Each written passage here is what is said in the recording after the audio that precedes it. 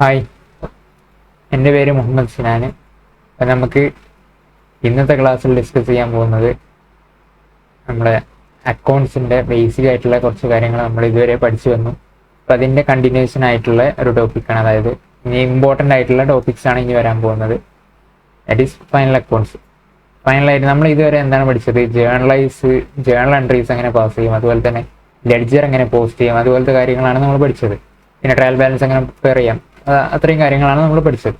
ഇനിയുള്ളതാണ് നമ്മുടെ ഇമ്പോർട്ടൻ്റ് ആയിട്ടുള്ള കാര്യം. അതായത് നമ്മൾ ഈ പ്രിപ്പയർ ചെയ്തിരിക്കുന്ന ഈ ലെഡ്ജറെന്നും അതുപോലെ തന്നെ ട്രയൽ ബാലൻസും ഒക്കെ നമ്മൾ എന്ത് ചെയ്യാൻ പോവാണ്? ഒരു ഫിനാൻഷ്യൽ സ്റ്റേറ്റ്മെന്റ് തയ്യാറാക്കാൻ പോവാണ്. അതായത് ബാലൻസ് ഷീറ്റും അതുപോലെ തന്നെ പ്രോഫിറ്റ് ആൻഡ് ലോസ് അക്കൗണ്ടും ഒക്കെ പ്രിപ്പയർ ചെയ്യാൻ പോവാണ്. ഈ ബാലൻസ് ഷീറ്റിനും പ്രോഫിറ്റ് ആൻഡ് ലോസ് അക്കൗണ്ടിൽ നിന്നാണ് നമ്മൾ ആൾക്കാർക്ക് എന്താണ് ഈ കമ്പനീൻ്റെ പൊസിഷൻ, അതുപോലത്തെ കാര്യങ്ങൾ, ഫിനാൻഷ്യലി എത്ര സ്ട്രോങ് ആണ് കമ്പനി, എന്തൊക്കെ അസറ്റ്സ് ആണ് കമ്പനിക്കുള്ളത്, എന്തെല്ലാം ലയബിലിറ്റീസ് ആണുള്ളത്, എവിടെ നിന്നാണ് ഇൻകം വരുന്നത്, എവിടേക്കാണ് എക്സ്പെൻസുകൾ പോകുന്നത്, അങ്ങനത്തെ കാര്യങ്ങളൊക്കെ അറിയാൻ നമ്മൾ ഒരു ഇൻവെസ്റ്റർ അല്ലെങ്കിൽ ഒരു ഷെയർ ഹോൾഡർ, അതുപോലെ തന്നെ ക്രെഡിറ്റേഴ്സ്, അങ്ങനത്തെ എല്ലാ സ്റ്റേക്ക് ഹോൾഡേഴ്സ്, അതായത് കമ്പനിയിൽ ഒരു കമ്പനിയായിട്ട് ബന്ധപ്പെട്ട എല്ലാവർക്കും വളരെ ഇമ്പോർട്ടൻ്റ് ആയിട്ട് ആവശ്യമുള്ളൊരു കാര്യമാണ് ഫിനാൻഷ്യൽ സ്റ്റേറ്റ്മെൻറ്റ്സ്. സോ അതിൻ്റെ പ്രിപ്പറേഷൻസിലേക്കാണ് നമ്മൾ പോകുന്നത്. അപ്പം ഞാൻ ഇന്ന് പഠിപ്പിച്ചു തരാൻ പോകുന്നത് എന്താണെന്ന് വെച്ചാൽ നമ്മളെ ഒരു സോൾ പ്രൊപ്പറേറ്ററുടെ ഫിനാൻഷ്യൽ സ്റ്റേറ്റ്മെൻറ്റ്സ് എങ്ങനെ പ്രിപ്പയർ ചെയ്യാം എന്നുള്ളതാണ്. ഇത് പഠിച്ചാൽ തന്നെ ഇതാണ് ശരിക്കും നമ്മൾ ഫൈനൽ അക്കൗണ്ട്സ് എന്നുള്ളതിനെ കൊണ്ട് ഉദ്ദേശിക്കുന്നത്, സോൾ പ്രൊപ്പറേറ്ററിൻ്റെ രീതിയിൽ. ഇതിൽ കുറച്ച് മാറ്റങ്ങൾ വരുന്നതാണ് പാർട്ട്ണർഷിപ്പിൻ്റെ ഇതാവുമ്പം കുറച്ച് പാർട്ട്ണർ ക്യാപിറ്റലിൽ കുറച്ച് ഡിഫറൻസ് ഉണ്ടാവും. അതുപോലെ തന്നെ കമ്പനി ആണെങ്കിൽ അതിൽ ഷെയർ ക്യാപിറ്റൽ, അങ്ങനത്തെ കുറച്ച് ഡിഫറൻസ് ഉണ്ടാവുന്നുള്ളൂ. അപ്പോൾ നമ്മൾ ഈ ഫൈനൽ അക്കൗണ്ട്സ് പഠിക്കാൻ ഏറ്റവും നല്ലത് സോൾ പ്രൊപ്പറേറ്ററുടെ തന്നെയാണ്. അതായത് ഇത് തന്നെയാണ് ബേസും. അപ്പോൾ നമുക്ക് സോൾ പ്രൊപ്പറേറ്ററുടെ ഫൈനൽ അക്കൗണ്ട്സ് എങ്ങനെ പ്രിപ്പയർ ചെയ്യാന്നുള്ള കാര്യങ്ങളും ഒക്കെ നോക്കാം. അപ്പോൾ നമുക്ക് സ്റ്റാർട്ട് ചെയ്യാം അല്ലേ? അപ്പോൾ നമുക്ക് ഫൈനൽ അക്കൗണ്ട്സിൻ്റെ ഓരോ കാര്യങ്ങൾ നോക്കാം. അപ്പോൾ ആദ്യം തന്നെ എന്താണ് ഈ ഫൈനൽ അക്കൗണ്ട്സ് എന്നുള്ളതിനെ കൊണ്ട് ഉദ്ദേശിക്കുന്നത്? അതായത് നമ്മുടെ ഫിനാൻഷ്യൽ സ്റ്റേറ്റ്മെൻറ്റ്സ് എന്നൊക്കെ പറയും. ഫിനാൻഷ്യൽ സ്റ്റേറ്റ്മെൻറ്റ്സ് ആണ്. അതിൽ എന്തൊക്കെയാണ് വരിക? മെയിനായിട്ട് 3 കാര്യങ്ങളാണ് നമ്മുടെ ഫിനാൻഷ്യൽ സ്റ്റേറ്റ്മെൻറ്റ്സിൽ വരിക. ഒന്ന് trading account, 2 P&L account, 3 balance sheet. അതുപോലെ തന്നെ ഇതൊരു നോർമൽ ഒരു സ്മോൾ എൻറ്റിറ്റിയുടെ കേസിൽ ഇത്രയും നമ്മൾ പ്രിപ്പയർ ചെയ്താൽ മതിയാവും. ബട്ട് ഇനി കമ്പനീസിൻ്റെ കേസിൽ ചില കമ്പനീസിനൊക്കെ വേറൊരു നമ്മുടെ ക്യാഷ് ഫ്ലോ സ്റ്റേറ്റ്മെൻറ്റും കൂടി പ്രിപ്പയർ ചെയ്യേണ്ട ആവശ്യമുണ്ട്. അപ്പോൾ നമുക്ക് ക്യാഷ് ഫ്ലോ സ്റ്റേറ്റ്മെൻറ്റിനെയും കൂടി എന്താക്കാം? ഈ ഫിനാൻഷ്യൽ സ്റ്റേറ്റ്മെൻറ്റ്സിൻ്റെ പാർട്ടാക്കാം. ഈ ക്യാഷ് ഫ്ലോ സ്റ്റേറ്റ്മെൻറ്റ്സിലാണ് നമ്മുടെ ക്യാഷിൻ്റെ ഇൻഫ്ലോസും ഔട്ട്ഫ്ലോസും നമ്മൾ മനസ്സിലാക്കുന്നത്. അപ്പോൾ ഈ ക്യാഷ് ഫ്ലോ സ്റ്റേറ്റ്മെൻറ്റ് നമ്മുടെ ചെറിയ എൻറ്റിറ്റീസിന് വേണ്ടാന്നുണ്ടെങ്കിലും ബട്ട് നമ്മൾ പ്രിപ്പയർ ചെയ്യാറുണ്ട്. കാരണം ഈ ക്യാഷ് ഫ്ലോ വെച്ചിട്ടാണ് അധികം ആൾക്കാരും, ചെറുകിട ആൾക്കാരാണെങ്കിലും ക്യാഷ് ഫ്ലോ സ്റ്റേറ്റ്മെൻറ്റ് അനലൈസ് ചെയ്തിട്ടാണ് അവർ നോക്കുക. കാരണം നമ്മുടെ P&L ഇപ്പോൾ നമ്മൾ അക്രൂവൽ ബേസിലെടുത്ത ഇൻകംസ് ഉണ്ടാവും. ബട്ട് നമ്മൾ ക്യാഷ് ഫ്ലോ സ്റ്റേറ്റ്മെൻറ്റ് നോക്കുമ്പോൾ ആക്ച്വലി നമ്മുടെ കയ്യിലേക്ക് എത്ര ക്യാഷ് വന്ന്, ക്യാഷിൻ്റെ ട്രാൻസാക്ഷൻ എന്തൊക്കെയുണ്ട് എന്നുള്ള കാര്യങ്ങളൊക്കെ നമുക്ക് അറിയണമെങ്കിൽ ക്യാഷ് ഫ്ലോ സ്റ്റേറ്റ്മെൻറ്റ് തന്നെ നോക്കണം. അപ്പോൾ അതിനെ കൊണ്ട് ക്യാഷ് ഫ്ലോ സ്റ്റേറ്റ്മെൻറ്റ് ഒരു ഇമ്പോർട്ടൻ്റ് ആയിട്ടുള്ള ഘടകം തന്നെയാണ്. അപ്പോൾ ഇതിൽ നമ്മൾ ട്രേഡിംഗ് അക്കൗണ്ടും P&L അക്കൗണ്ടും അതുപോലെ തന്നെ ബാലൻസ് ഷീറ്റ് ആയിരിക്കും മെയിനായിട്ട് ഫോക്കസ് ചെയ്യുന്നത്. അപ്പം അതിൽ ഓരോ സംഭവങ്ങൾ എന്താണെന്ന് ഞാൻ ജസ്റ്റ് ഒന്ന് എക്സ്പ്ലെയിൻ ചെയ്യാം.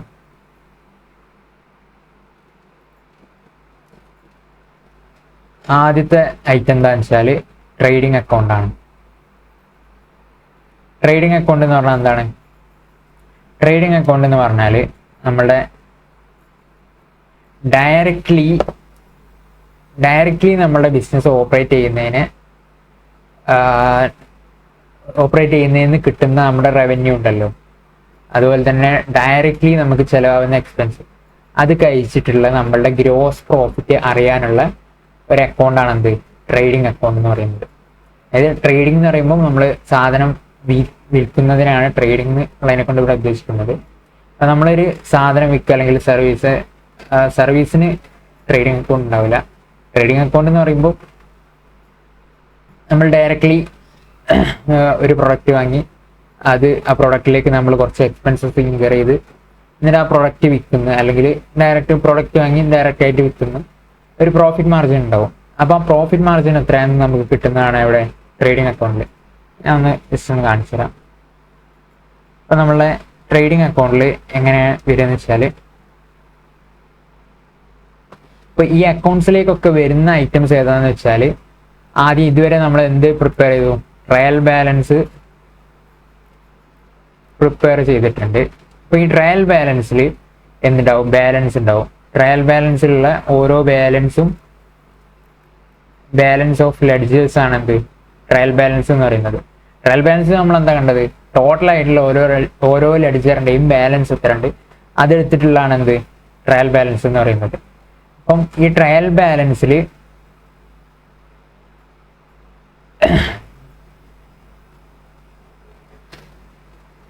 അപ്പം ഈ ട്രയൽ ബാലൻസിൽ നിന്നുണ്ടാവും ബാലൻസ് ഓഫ് ലെഡ്ജേഴ്സ് ഉണ്ടാവും. അല്ല, ഇനി ട്രയൽ ബാലൻസ് പ്രിപ്പയർ ചെയ്യാതെ നേരെയാണ് ചെയ്യുന്നത് വെച്ചാൽ ഓരോ ലെഡ്ജറിന്റെയും ടോട്ടൽ ആയിട്ടുള്ള ബാലൻസ് ഉണ്ടാവും. അതായത് ഒന്നെങ്കിൽ ബാലൻസ്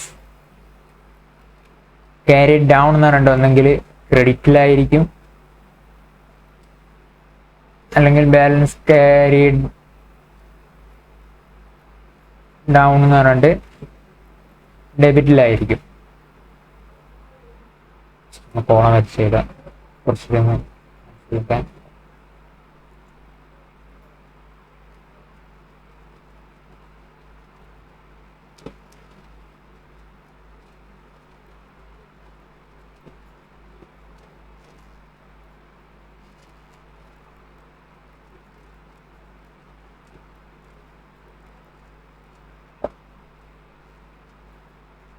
ഇപ്പൊ നമ്മളൊരു എക്സാമ്പിളിന് ഒരു ലെഡ്ജർ ഏതാണ് എടുക്കുക,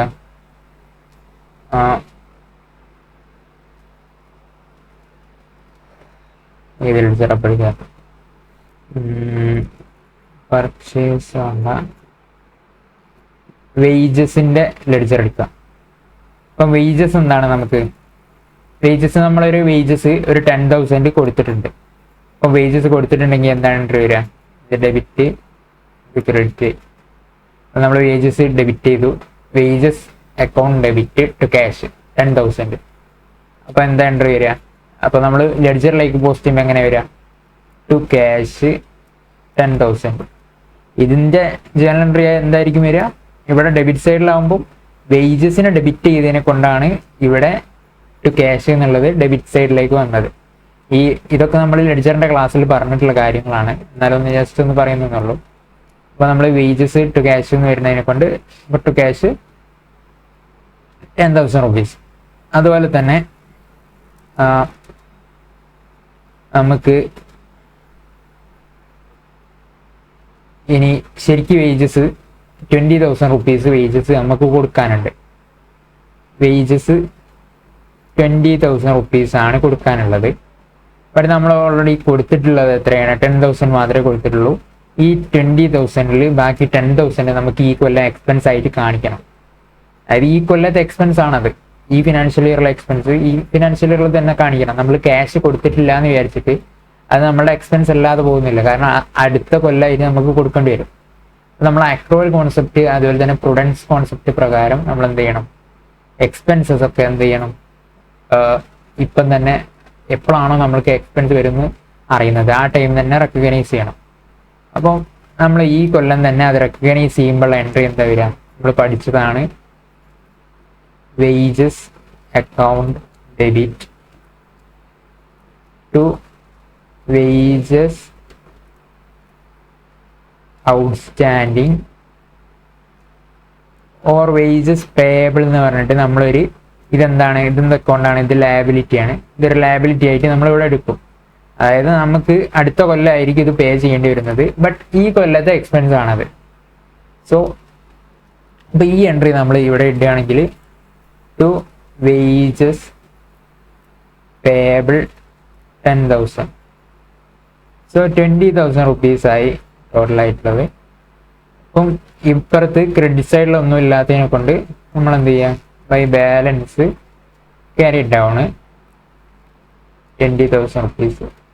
20,000 rupees. അപ്പോൾ ഇങ്ങനെയാണ് നമ്മൾ ലെഡ്ജർ പ്രിപ്പയർ ചെയ്യുന്നത് നിങ്ങൾക്ക് അറിയാം. അപ്പോൾ ഈ ബാലൻസ് ക്യാരി ഡൗൺ ഈ ക്രെഡിറ്റിൽ വന്നതെന്ന് പറഞ്ഞാൽ അപ്പോൾ ഇതിൻ്റെ അർത്ഥം എന്താണ്? ഇവിടെ ഡെബിറ്റ് സൈഡിൽ 20,000 റുപ്പീസിൻ്റെ ബാലൻസ് ഉണ്ട്. ഈ ബാലൻസ് ക്യാരി ഡൗണിന് ഏത് ഭാഗത്താണോ, അതായത് ക്രെഡിറ്റ് സൈഡിൽ ബാലൻസ് ക്യാരി ഡൗൺ എന്ന് പറഞ്ഞാൽ ഡെബിറ്റ് സൈഡിൽ 20,000 റുപ്പീസ് കൂടുതലുണ്ട് എന്നാണ് അർത്ഥം. അതിനെ ബാലൻസ് ചെയ്യാൻ വേണ്ടി ഇപ്പുറത്തൊരു നമ്മളൊരു ബാലൻസ് ചെയ്യുന്ന ഫിഗർ കൊണ്ടുവന്നതാണ് ബാലൻസ് ക്യാരി ഡൗൺ.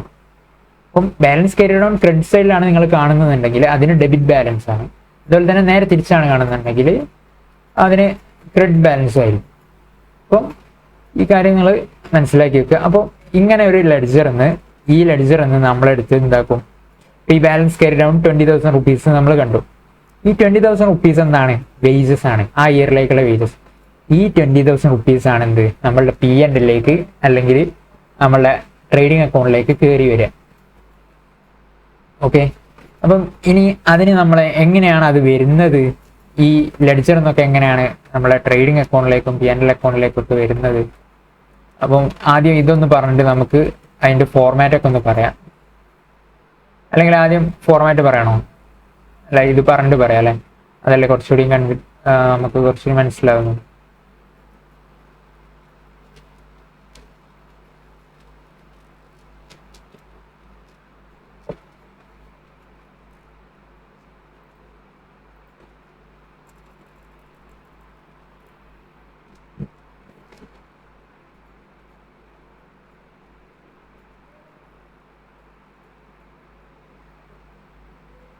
അപ്പോൾ നമ്മൾ ഈ ബാലൻസ് കണ്ടോ, ഈ 20,000 റുപ്പീസ്, ഇത് നമ്മളുടെ ട്രേഡിംഗ് അക്കൗണ്ടിലേക്ക് പോകും.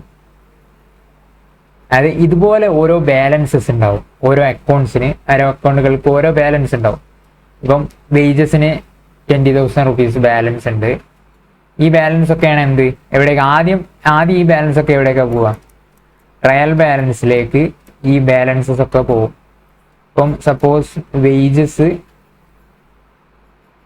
20,000 റുപ്പീസ് ഉണ്ട്. അതുപോലെ തന്നെ ഇത് ഡെബിറ്റ്, ഇത് ക്രെഡിറ്റ്. വേജസ് 20,000 റുപ്പീസ് ഉണ്ട്. അതുപോലെ തന്നെ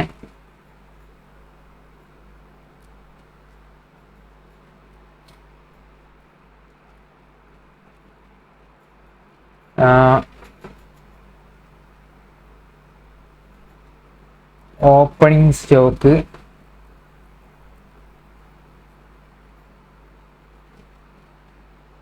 സ്റ്റോക്ക് ഒരു 1 lakh റുപ്പീസ് ഉണ്ട്. അതുപോലെ തന്നെ ബാക്കിയുള്ള ഐറ്റംസ് എന്താ? സെയിൽസ് 50,000 റുപ്പീസ് ഉണ്ട്.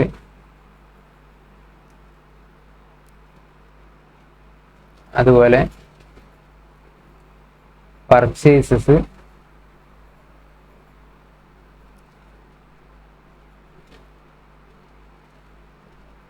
ഒരു 10,000 റുപ്പീസ് ഉണ്ട്.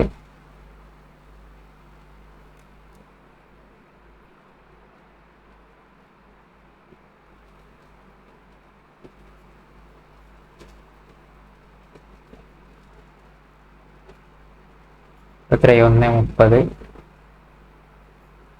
ഇവിടെ ക്യാപിറ്റല് എത്രയുണ്ട്? ഒരു 80,000 ക്യാപിറ്റലും ഉണ്ട്. അതുപോലെ തന്നെ ക്യാഷ് ഒരു 10,000 ഉണ്ട്.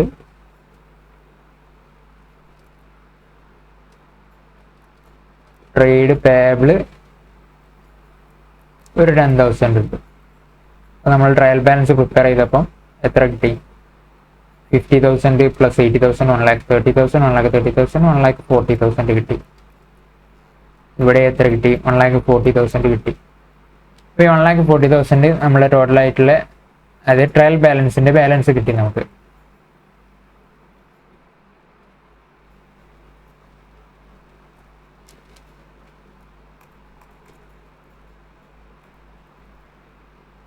ട്രയൽ ബാലൻസിൻ്റെ ബാലൻസ് കിട്ടിക്കഴിഞ്ഞാൽ ഇനിയാണ് എന്ത്? നമ്മൾ പ്രിപ്പയർ ചെയ്യാൻ പോകുന്നത് എന്ത്. അപ്പം ഇപ്പം നമ്മൾ ട്രയൽ ബാലൻസിൽ ടാലി ആയി കഴിഞ്ഞാൽ നമുക്ക് മനസ്സിലായി ഓക്കെ നമ്മളുടെ അക്കൗണ്ട്സിൽ മാറ്റമൊന്നുമില്ല, ലെഡ്ജേഴ്സ് ഒക്കെ റെഡിയാണ് എന്നൊക്കെ നമുക്ക് മനസ്സിലായി. അപ്പം ഇനി ഒരു സംഭവം നമുക്ക് വരാനുണ്ട്. അതെന്താണെന്ന് വെച്ചാൽ ക്ലോസിംഗ് സ്റ്റോക്ക് എന്ന് പറഞ്ഞ ഐറ്റം ഉണ്ട്. ഈ ക്ലോസിംഗ് സ്റ്റോക്ക് ഓൾവേസ് ട്രയൽ ബാലൻസിന്റെ പുറത്തായിരിക്കും തന്നിട്ടുണ്ടാവുക. കാരണം ഈ ക്ലോസിംഗ് സ്റ്റോക്ക് നമുക്ക് ഓൾറെഡി അതിൻ്റെ വാല്യുവേഷനൊക്കെ നോക്കിയിട്ടാണ് തീരുമാനിക്കുന്നത്. അതൊക്കെ നിങ്ങൾക്ക് AS2 എന്നൊക്കെ പറഞ്ഞിട്ട് നമ്മൾ ഇൻ്ററിലൊക്കെ പഠിക്കാനുണ്ട്. ഇൻവെൻട്രി വാല്യുവേഷൻ പറഞ്ഞിട്ട് അതെങ്ങനെയാണ് വാല്യൂ ചെയ്യുന്നത് എന്നൊക്കെ അതിൻ്റെ കാര്യങ്ങളൊക്കെ ഇൻ്ററിൽ പഠിക്കാനുണ്ട്. അപ്പം അതൊക്കെ വെച്ച് നമ്മൾ സ്റ്റോക്ക് വാല്യൂ ചെയ്ത് എടുക്കുന്നതാണ്. സോ അത് നമുക്ക് ഇങ്ങനെ ട്രയൽ ബാലൻസിൽ കൊടുക്കാൻ കഴിയില്ല. എന്നാൽ അതിൻ്റെ എഫക്റ്റ് രണ്ട് സൈഡിൽ, അതായത് ബാലൻസ് ഷീറ്റിലും ബാലൻസ് ഷീറ്റിലും P&L-ലും രണ്ടിലും പോകുന്ന ഐറ്റമാണ് എന്ത് സ്റ്റോക്ക് എന്ന് പറയുന്നത്. അപ്പം അതിൻ്റെ എങ്ങനെയാണെന്നൊക്കെ നമുക്ക് ഫർദറായിട്ട് നോക്കാം.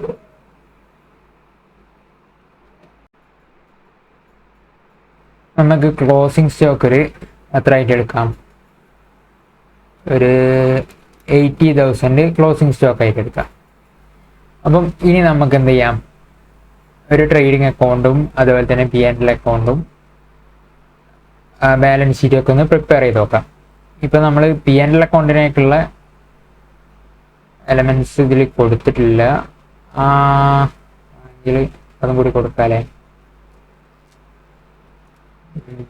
അതും കൂടി കൊടുത്താൽ ഒരു ഫുൾ ഫ്ലെഡ്ജഡ് ക്വസ്റ്റ്യൻ ആയിരിക്കും. അപ്പോൾ അതും കൂടി കൊടുക്കാം.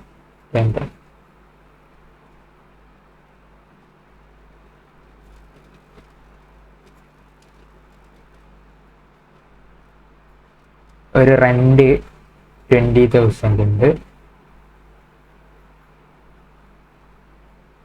അതുപോലെ ഇൻട്രസ്റ്റ് ഇൻകം ഒരു 10,000 ഉണ്ട്. ക്യാപിറ്റൽ ബാലൻസ് ഒരു 70,000 ആണ്. നമ്മൾ 1,60,000 ടോട്ടൽ ബാലൻസ് ഉണ്ട്. 1,60,000 ടോട്ടൽ ബാലൻസ് ഉണ്ട്. അപ്പം ഇനി നമുക്കൊന്ന് ചെയ്ത് നോക്കാം, ക്വസ്റ്റ്യനായിട്ട് ചെയ്യാം. അപ്പം തന്നെ ഞാൻ പറഞ്ഞുതരാം എങ്ങനെയാണ് അതിൻ്റെ കാര്യങ്ങളെന്ന്. ഇപ്പോൾ ഈ ക്വസ്റ്റ്യനായിട്ട് വേണമെങ്കിൽ ഒന്ന് ജസ്റ്റ് ഒന്ന് ഇതൊന്ന് എഴുതിയെടുത്തോളൂ.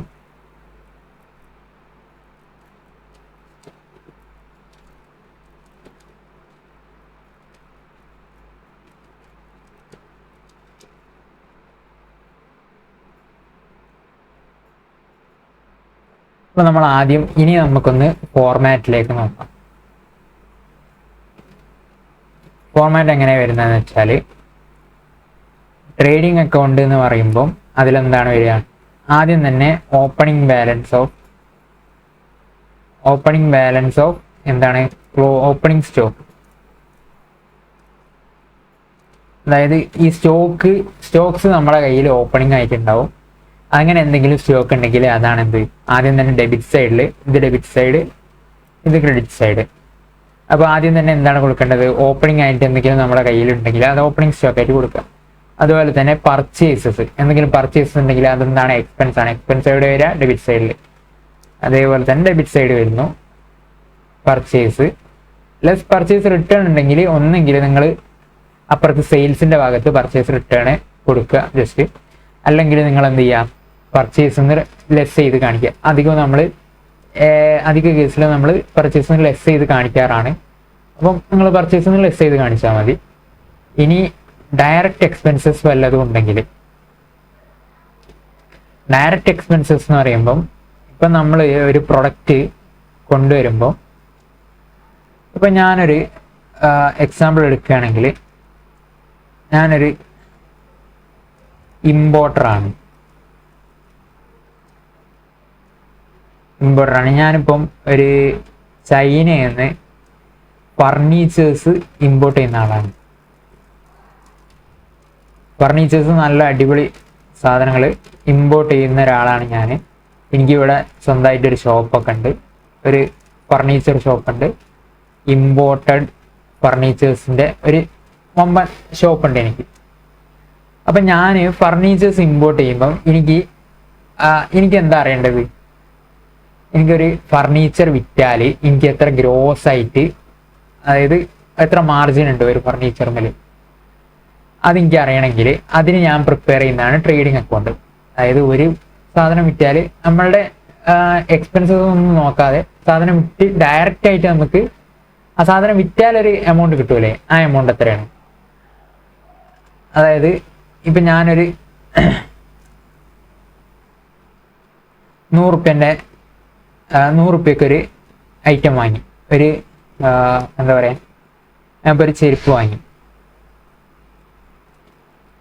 ചപ്പല് 100 rupees വാങ്ങി, ഞാൻ ഒരു 150 വിറ്റു. ഈ 100 rupees ഞാൻ ഒരു ചപ്പല് വാങ്ങിയിട്ട് അതിവിടെ കൊണ്ടുവന്നിട്ട് വിൽക്കുമ്പോൾ എനിക്ക് എന്തായാലും ഡയറക്റ്റ് ആയിട്ടൊരു 20 rupees അതിൽ ചിലവ് വരും, എന്തായാലും വരും. കാരണം ഇത് ഒഴിച്ചുവിടാൻ ഓരോ പ്രൊഡക്റ്റിനും 20 rupees വെച്ച്, ഇപ്പോൾ പാക്കിംഗ് ചാർജോ അങ്ങനെ എന്തെങ്കിലും ചാർജ് ആയിട്ട് 20 rupees എന്തായാലും വരും. അപ്പം അത് കഴിഞ്ഞിട്ട് എൻ്റെ കയ്യിൽ എന്തായാലും ഇപ്പോൾ ഈ എക്സ്പെൻസ് ഡയറക്റ്റ് ആയിട്ട് കൊടുക്കേണ്ട എക്സ്പെൻസ് കഴിഞ്ഞാൽ എൻ്റെ കയ്യിൽ 30 rupees ബാക്കി ഉണ്ടാവുക,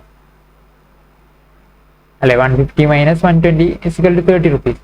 ഇതിനാണ് ഗ്രോസ് പ്രോഫിറ്റ് അഥവാ GP എന്ന് പറയുന്നത്. അതായത് ഒരു പ്രൊഡക്റ്റിന്റെ മുകളിൽ നമുക്ക് കിട്ടുന്ന മാർജിൻ, ഗ്രോസ് മാർജിൻ, അതാണ്. ഇനി ഇത്ര, ഇപ്പോൾ ഞാനൊരു 100 എണ്ണം വിറ്റു, 100 എണ്ണം വിറ്റാൽ എനിക്ക് എത്ര പ്രോഫിറ്റ് ഉണ്ട്? ഒരു 3000 rupees ആണ് എനിക്ക് ഗ്രോസ് പ്രോഫിറ്റ് ഉള്ളത്. ഇതിൽ നിന്ന് എനിക്ക് ഷോപ്പിന്റെ റെന്റ് ഒരു 1000 rupees മൈനസ് ചെയ്ത്, അതുപോലെ തന്നെ സാലറീസ് കൊടുക്കാനുണ്ട്, ആ സാലറീസ് ഒരു 1000 മൈനസ് ചെയ്താൽ എനിക്ക് എത്ര കിട്ടും? നെറ്റായിട്ട് എൻ്റെ കയ്യിൽ എനിക്ക് ബിസിനസ്സിൽ നിന്ന് നെറ്റായിട്ട് കിട്ടുന്ന ലാഭം 1000 rupees. അപ്പൊ ഈ 30 or 3000 rupees എന്താണ്? ഗ്രോസ് ആയിട്ട് കിട്ടുന്ന ലാഭം. അപ്പൊ ഈ ഗ്രോസ് ആയിട്ട് കിട്ടുന്ന ലാഭം കണ്ടുപിടിക്കാനാണ് നമ്മൾ ട്രേഡിംഗ് അക്കൗണ്ട് പ്രിപ്പയർ ചെയ്യുന്നത്. ഈ നെറ്റ് ആയിട്ടുള്ളത് കണ്ടുപിടിക്കാനാണ് എന്ത്? P&L അക്കൗണ്ട് പ്രിപ്പയർ ചെയ്യുന്നത്. അപ്പൊ നമ്മൾ എവിടെ പറഞ്ഞത്, ഇപ്പൊ ഞാൻ ഫർണിച്ചർ ഇമ്പോർട്ട് ചെയ്യുന്ന ആളാണ്. അപ്പൊ ഞാൻ ഫർണിച്ചർ ഇമ്പോർട്ട് ചെയ്യുമ്പോൾ എനിക്ക് എന്തൊക്കെ എക്സ്പെൻസസ് വരും? അപ്പൊ ആദ്യം തന്നെ പർച്ചേസ് കോസ്റ്റ് വരും. പർച്ചേസ് കോസ്റ്റ് അതാണ് ഇവിടെ പർച്ചേസ് കോസ്റ്റ്. ഇനി പർച്ചേസ് കോസ്റ്റിൽ വല്ലതും ലെസ് ചെയ്തിട്ടുണ്ടെങ്കിൽ അത് പർച്ചേസ് റിട്ടേൺ ആയിട്ട് ഞാൻ പർച്ചേസ് ചെയ്യുന്നത് ഒരു 1 lakh ഞാൻ പർച്ചേസ് ചെയ്യുന്നു. റിട്ടേൺ ഒന്നും ഞാൻ കൊടുക്കുന്നില്ല, കാരണം ഒക്കെ എനിക്ക് ഇഷ്ടപ്പെട്ടു, അപ്പൊ ഞാൻ കൊടുക്കുന്നില്ല. ഇൻഡയറക്റ്റ് ആയിട്ട് കുറച്ച് എക്സ്പെൻസസ് വരും ഇതിലേക്ക്. എന്തൊക്കെ എക്സ്പെൻസസ് ആണ്? നമ്മൾ ഡയറക്റ്റ് എക്സ്പെൻസ് എന്ന് പറഞ്ഞാൽ ആ പ്രൊഡക്റ്റ് നമ്മളിപ്പോൾ ഒരു പ്രൊഡക്റ്റ് വാങ്ങിയാൽ ആ പ്രൊഡക്റ്റ് നമ്മളുടെ സ്ഥലത്ത്, അതായത് നമ്മൾ ബിസിനസ് ചെയ്യുന്ന സ്ഥലത്ത് എത്തിക്കാനുള്ള അത് എത്തിക്കുന്നത് വരെയുള്ള അതിൻ്റെ ചെലവുകൾ, അതുപോലെ തന്നെ അത് സെല്ല് ചെയ്യാനുള്ളതല്ല, അത് നമ്മളൊരു പ്രൊഡക്റ്റ് ഫൈനൽ പ്രൊഡക്റ്റ് ആക്കി നമുക്ക് സെല്ല് ചെയ്യാനുള്ള ഒരു പരുവത്തിലേക്ക് എത്തിക്കാനുള്ള അത്രയും കോസ്റ്റുകളാണ് ഡയറക്റ്റ് ആയിട്ടുള്ള എക്സ്പെൻസസ് എന്ന് പറയുന്നത്. ബട്ട് അതിലെന്ത് വരില്ല? നമ്മൾ സെല്ല് ചെയ്യാൻ വരുന്ന കോസ്റ്റുകൾ, അതായത് നമ്മളിപ്പോൾ ഒരു പ്രൊഡക്റ്റ് ഫുൾ ഫിനിഷ് ചെയ്ത് പാക്കിംഗ് ഒക്കെ കഴിഞ്ഞ് വെച്ചിട്ട് അത് പിന്നെ നമ്മൾ സെല്ല് ചെയ്യാൻ അഡ്വർടൈസ്മെന്റ് ചെയ്യും, അതുപോലെ തന്നെ വല്ല കമ്മീഷൻസ് കൊടുക്കണമെങ്കിൽ അത് കൊടുക്കും. അപ്പൊ അങ്ങനത്തതൊന്നും ഇതിൽ വരില്ല, കാരണം അത് സെല്ല് ചെയ്യാനുള്ളതാണ്. ഇത് നമ്മൾ ഫാക്ടറിയിലേക്ക് കൊണ്ടുവന്നു, അത് പാക്ക് ചെയ്ത് ഒരു ഫിനിഷ്ഡ് പ്രൊഡക്റ്റ് ആക്കി മാറ്റുന്നത് വരെയുള്ള എക്സ്പെൻസസ് ആണ് ഡയറക്റ്റ് ആയിട്ട് വരുന്ന എക്സ്പെൻസസ് എന്ന് പറയുന്നത്. അപ്പൊ അതിലെന്തൊക്കെ വരും? ഡയറക്റ്റ് ആയിട്ടുള്ള ഒക്ട്രോയ് ഡ്യൂട്ടി. ഒക്ട്രോയ് എന്നൊക്കെ പറഞ്ഞാൽ നമ്മൾ ഇമ്പോർട്ട് ചെയ്യുമ്പം വരുന്ന ഓരോ ഡ്യൂട്ടീസ് ആൻഡ് ടാക്സസ് ആണ് ഒക്ട്രോയ്. അതുപോലെ തന്നെ കസ്റ്റം ഡ്യൂട്ടി എന്നൊക്കെ പറയുന്നത് ഇമ്പോർട്ട് ചെയ്യുമ്പോൾ വരുന്ന ടാക്സ് ആണ്, അതായത് എക്സൈസ് ഡ്യൂട്ടി, അതൊക്കെ. പിന്നെ പ്രൈമറി പാക്കേജിങ് എന്തായാലും നമുക്ക് വരുന്ന ഒരു എക്സ്പെൻസ് ആയിരിക്കും. ഇപ്പോൾ ഒക്ട്രോയ് ഒരു 1000 കൊടുത്തു, കസ്റ്റം ഡ്യൂട്ടി ഒരു 1000 കൊടുത്തു, എക്സൈസ് ഡ്യൂട്ടി ഒരു 1000 കൊടുത്തു. ഇനി പ്രൈമറി പാക്കേജിങ് ഒരു പ്രൊഡക്റ്റിന് ഇപ്പം ഞാനൊരു 10,000 പ്രൊഡക്റ്റ് നമുക്ക് വാങ്ങാൻ അത്രയും ഇതിനെ കൊണ്ട് കഴിയില്ല. അപ്പോൾ ഒരു 100 units ആണ് ഞാൻ വാങ്ങിയത്. അപ്പോൾ ഒരു യൂണിറ്റ്സിന് എത്ര വരും? പ്രൈമറി പാക്കേജിങ് ഒരു 100 rupees ഒരു യൂണിറ്റിന് പാക്കേജിങ്ങിന് വരും. കാരണം നമ്മളൊരു ഫർണിച്ചർ ആണല്ലോ, ഫർണിച്ചർ. അപ്പം നമ്മൾ പാക്കേജിങ് എന്ന് പറയുമ്പം ചെറിയ പാക്കേജിങ് ഒന്നും പോരാ, നല്ല നല്ലൊരു പാക്കേജിങ് കൊടുത്താലേ ആൾക്കാർക്കൊക്കെ ഒരു പുതിയൊരു ഫീൽ കിട്ടണമെങ്കിൽ നല്ല പാക്കേജിങ് കൊടുക്കണ്ടേ. അപ്പം അതിനൊരു 10,000 റുപ്പീസ് ചിലവ് വരും.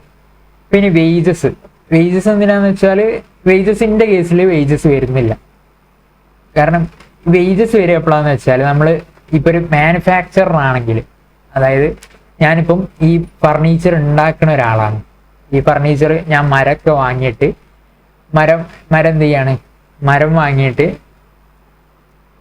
വാങ്ങിയിട്ട് ഓരോ മരപ്പലക വാങ്ങിയിട്ട് ഞാൻ പണിക്കാരെ വെച്ചിട്ട് എന്ത് ചെയ്യാണ്, ഫർണിച്ചർ ഉണ്ടാക്കും, എന്നിട്ട് വിൽക്കും. അങ്ങനത്തെ ഒരാളാണെങ്കിൽ ആ കേസിൽ ഞാനൊരു മാനുഫാക്ചററാണ്. ഈ കേസിൽ ഞാനൊരു ട്രേഡറാണ്. ആദ്യം പറഞ്ഞ കേസിൽ ഞാനൊരു ട്രേഡറാണ്, ഇമ്പോർട്ട് ചെയ്ത് വിൽക്കുന്ന ആൾ, അല്ലെങ്കിൽ സാധനം വാങ്ങി വിൽക്കുന്ന ആൾ ട്രേഡറാണ്. ഈ രണ്ടാമത്തെ കേസിൽ മാനുഫാക്ചററാണ്.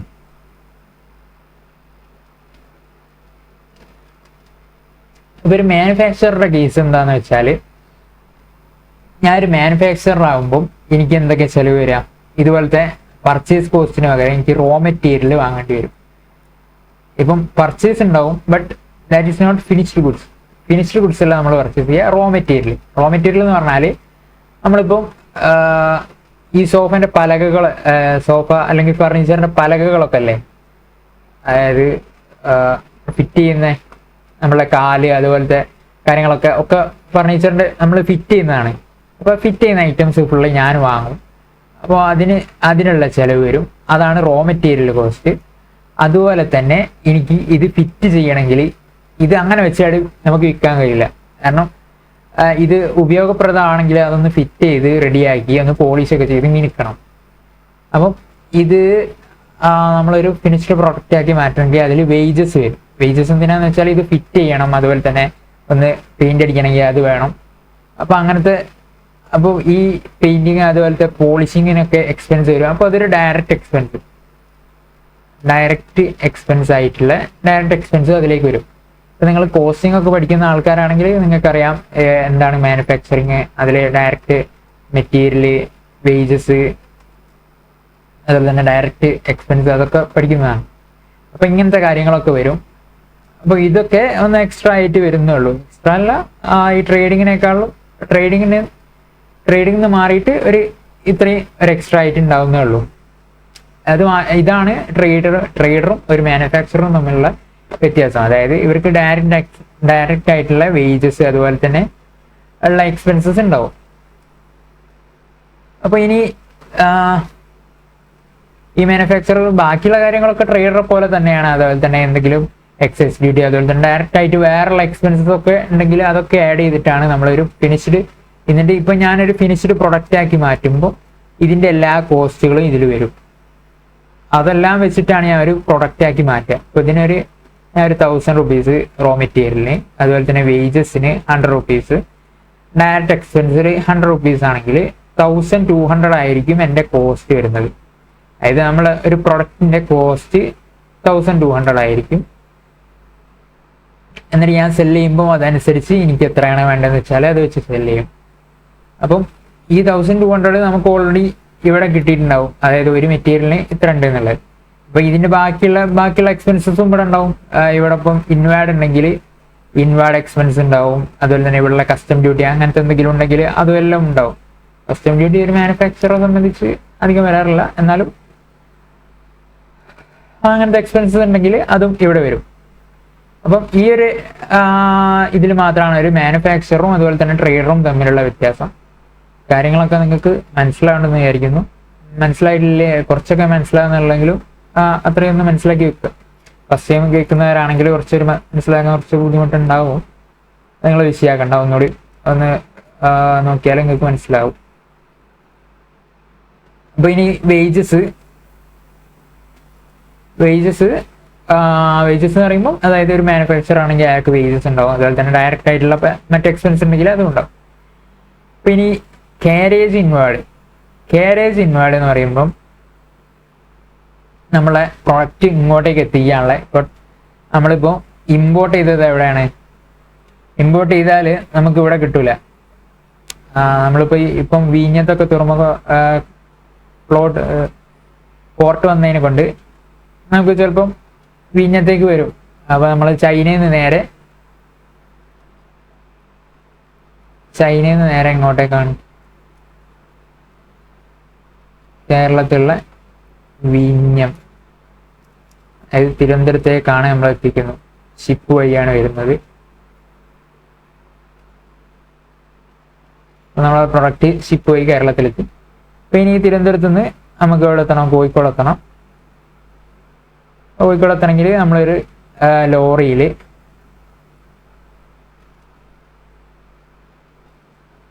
ലോറിയിലായിരിക്കും നമ്മൾ കൊണ്ടുവരുന്നത്.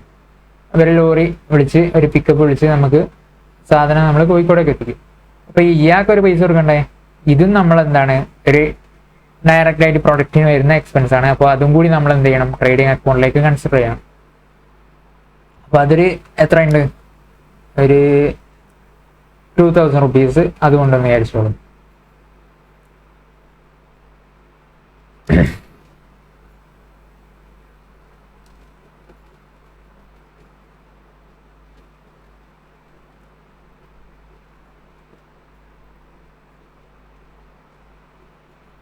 ഒരു 2000 rupees അതും കൂടി ഉണ്ട്. അപ്പം ഇനി ഇത് ടോട്ടലിൻ്റെ കോളം. ഇവിടെ gross profit carry down, loss carry down ഉണ്ട്. അത് നമ്മൾ നോക്കാം. അപ്പോൾ ഞാനിങ്ങനെ സാധനമൊക്കെ കൊണ്ടുവന്നു. ഇനി ഈ സാധനം ഞാൻ വിൽക്കാൻ തുടങ്ങുകയാണ്. അപ്പം ഞാൻ വിറ്റപ്പോൾ എനിക്ക് എത്ര കിട്ടി? അപ്പോൾ ഈ സാധനം എത്ര റുപ്യക്ക് നമ്മൾ വാങ്ങിയതാണ്? ഒരു 1 lakh rupees നമ്മൾ പർച്ചേസ് ചെയ്തു. അതുപോലെ തന്നെ മറ്റേ എക്സ്പെൻസ് ഒക്കെ വന്നു. അപ്പം ഞാനത് വിൽക്കുമ്പോൾ എനിക്ക് എത്ര കിട്ടി?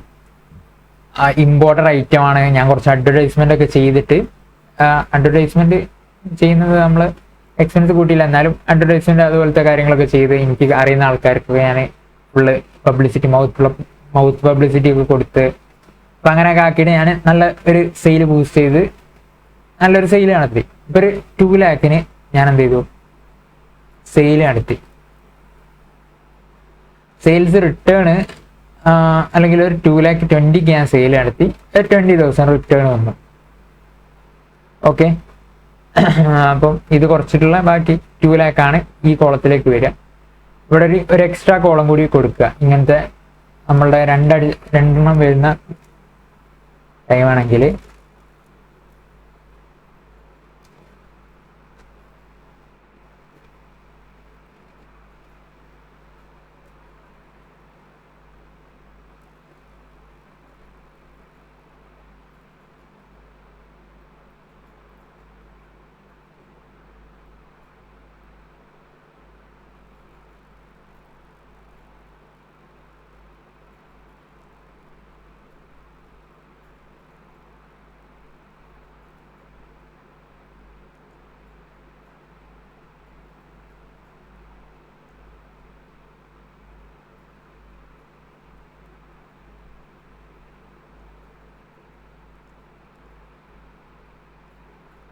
അതങ്ങനെ ഒരു കോളം കൊടുക്കുക. അപ്പോൾ അതിൽ ആദ്യം തന്നെ സെയിൽസ് എത്ര ഉണ്ട്? 2,20,000 സെയിലുണ്ട്. അതിൽ നിന്ന് 20,000 റിട്ടേൺ അടിച്ചിട്ട് ബാക്കിയുള്ള എമൗണ്ട്, ഇതിൽ നിന്ന് ഇത് കുറച്ചിട്ട് ബാക്കിയുള്ള എമൗണ്ട് ഇവിടെ 2 lakh കൊടുക്കുക. അപ്പോൾ നമുക്ക് 2 lakh സെയിൽ ഉണ്ടെന്ന് കിട്ടി. പിന്നെ ക്ലോസിംഗ് സ്റ്റോക്ക് എത്രയുണ്ട്? ഈ ക്ലോസിംഗ് സ്റ്റോക്കിൻ്റെ വാല്യൂ ഓൾവേസ് നമ്മൾ കൊടുത്തിട്ടുണ്ടാവും. ട്രയൽ ബാലൻസിൻ്റെ പുറത്തായിരിക്കും. അത് ഞാൻ പറഞ്ഞു, നമ്മൾ വാല്യുവേഷനൊക്കെ നോക്കിയിട്ടാണ് എടുക്കുന്നത്. അത് നമ്മൾ പെട്ടെന്ന് ഐഡൻറ്റിഫൈ ചെയ്യാൻ കഴിയില്ല. അപ്പോൾ ഇതിന് ക്ലോസിംഗ് സ്റ്റോക്ക് 80,000 ആണ് ആദ്യത്തെ കേസ് ഞാൻ കൊടുത്തിട്ടുള്ളത്. അല്ല, 80,000 അത്ര വേണ്ട, ഒരു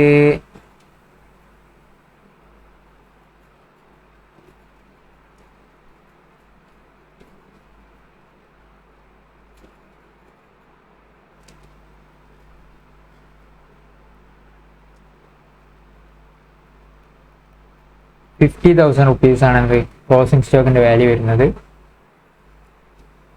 അപ്പം നമ്മൾ എത്ര വരുന്നത്? 50,000 rupees ക്ലോസിംഗ് സ്റ്റോക്ക് വരുന്നു. അപ്പോൾ ഈ സെയിൽസിൻ്റെ ഭാഗത്ത് ഡയറക്റ്റ് ആയിട്ടുള്ള ഇൻകംസ് ആണ്. അതായത് ട്രേഡിംഗ് അക്കൗണ്ടിൽ ഡയറക്റ്റ് ആയിട്ടുള്ള എക്സ്പെൻസ് ഡെബിറ്റിൽ വരും. അതുപോലെ തന്നെ ഡയറക്റ്റ് ആയിട്ടുള്ള ഇൻകംസ് ക്രെഡിറ്റിൽ വരും. അപ്പോൾ ഈ അക്കൗണ്ട്സ് ഒക്കെ, സെയിൽസ് ഒക്കെ നമ്മൾ എവിടെ നിന്ന് എടുത്തതാണ്? Sorry, 1 minute.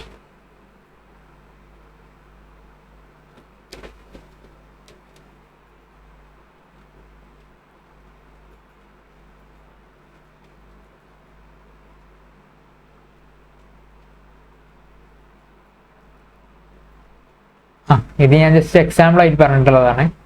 അതായത് ഇതൊക്കെ നമ്മൾ ഒരു ലെഡ്ജർ ഉണ്ടാവും, ആ ലെഡ്ജർ നിന്ന് എടുക്കുന്നതാണ്. ഞാൻ മുകളിലത്തെ ക്വസ്റ്റ്യൻ ഞാൻ ചെയ്ത് കാണിച്ചു തരാം, വിഷയാക്കണ്ട. അപ്പം നമ്മൾ ട്രേഡിംഗ് അക്കൗണ്ട് എങ്ങനെ ഉണ്ടാവുക എന്നുള്ളത് മനസ്സിലായെന്ന് വിചാരിക്കുന്നു.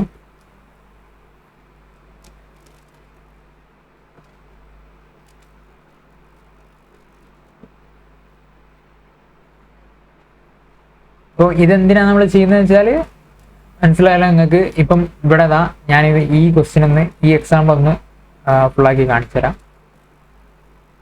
ഇപ്പം നമുക്കിവിടെ ടോട്ടലായിട്ട് എത്ര എക്സ്പെൻസ് വന്നു?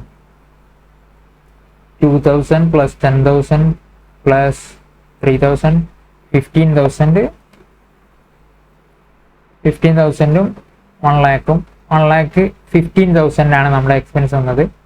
ഇവിടെ ഇൻകംസ് എത്രയുണ്ട്? 2,00,000ഉം അതുപോലെ തന്നെ ക്ലോസിംഗ് സ്റ്റോക്ക് ആയിട്ടുള്ള 50,000ഉം. 2,50,000 ആണ് നമ്മളുടെ ഇൻകം സൈഡിലുള്ളത്. അതുപോലെ തന്നെ ഇവിടെ 1,15,000. ഇവിടെ ഏതിലാണോ കൂടുതലുള്ളത് അത് എഴുതുക. എന്നിട്ട് അതിൻ്റെ ബാലൻസ് ഉള്ളത് നമ്മൾ എന്താക്കിയിടുക? ബാലൻസ് ക്യാരി ഡൗൺ, അല്ലെങ്കിൽ ഇത് നമ്മുടെ എന്താണ്, ട്രേഡിംഗ് അക്കൗണ്ടാണ്. ട്രേഡിംഗ് അക്കൗണ്ടിൽ ബാലൻസ് ആയിട്ടുള്ളത് വരുന്നത് എന്താണ്?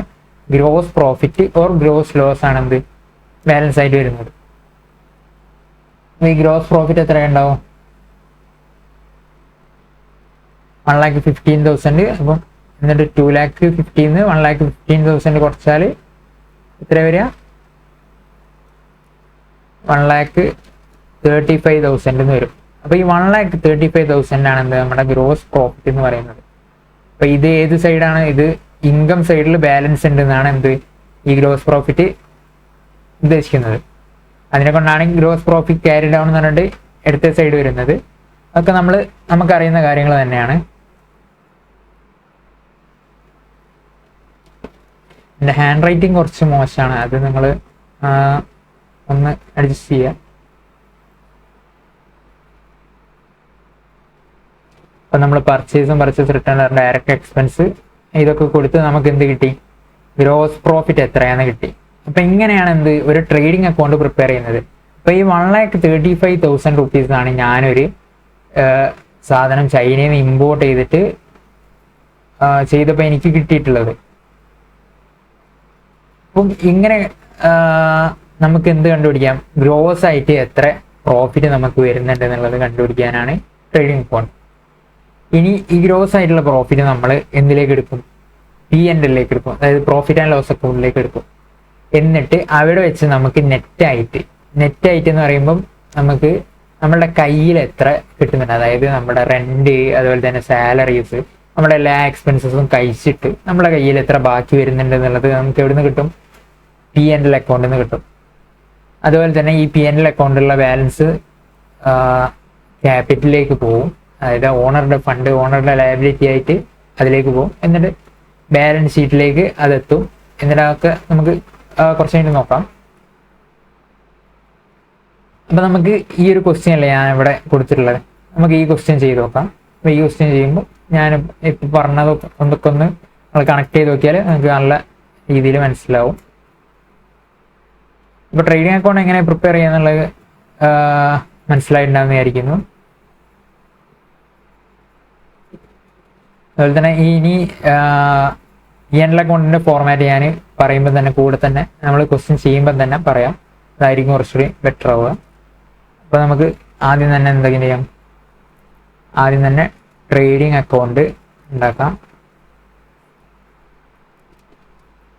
പർട്ടിക്കുലേഴ്സ് amount,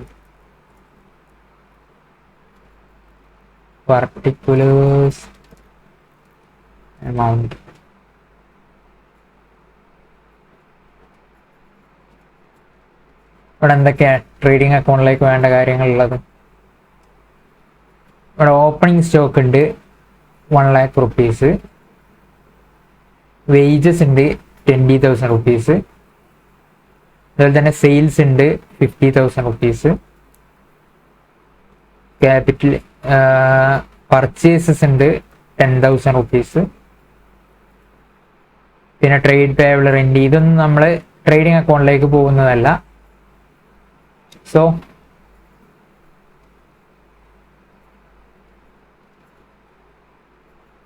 ആദ്യം തന്നെ ഓപ്പണിംഗ് സ്റ്റോക്ക് നമ്മുടെ ട്രേഡിംഗ് അക്കൗണ്ടിൻ്റെ ഫോർമാറ്റ് എങ്ങനെയാണ് വരുന്നത്. ഓപ്പണിംഗ് സ്റ്റോക്ക് ഈ ഫോർമാറ്റൊക്കെ എന്തിനാണ് ഇങ്ങനെ വരുന്നത് എന്ന് പറഞ്ഞാൽ പിന്നെ വലിയ പ്രശ്നമുള്ള കാര്യമൊന്നുമില്ല. പിന്നെ 1-2 പ്രാവശ്യം ചെയ്താൽ ഫോർമാറ്റൊക്കെ ഓട്ടോമാറ്റിക്കലി വരുന്നതാണ്. ഓപ്പണിംഗ് സ്റ്റോക്ക് എത്രയുള്ളത് 1 lakh.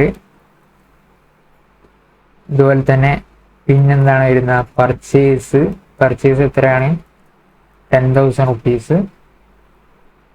അതുപോലെ തന്നെ ഡയറക്റ്റ് ആയിട്ടുള്ള എക്സ്പെൻസ് എന്താ ഉള്ളത് വേജസ് ഉണ്ട്. വേജസ് എത്രയാണ് 20,000 rupees ആണ്. പിന്നെ ഇപ്പുറത്ത് സെയിൽസ് 50,000 rupees ഉണ്ട്.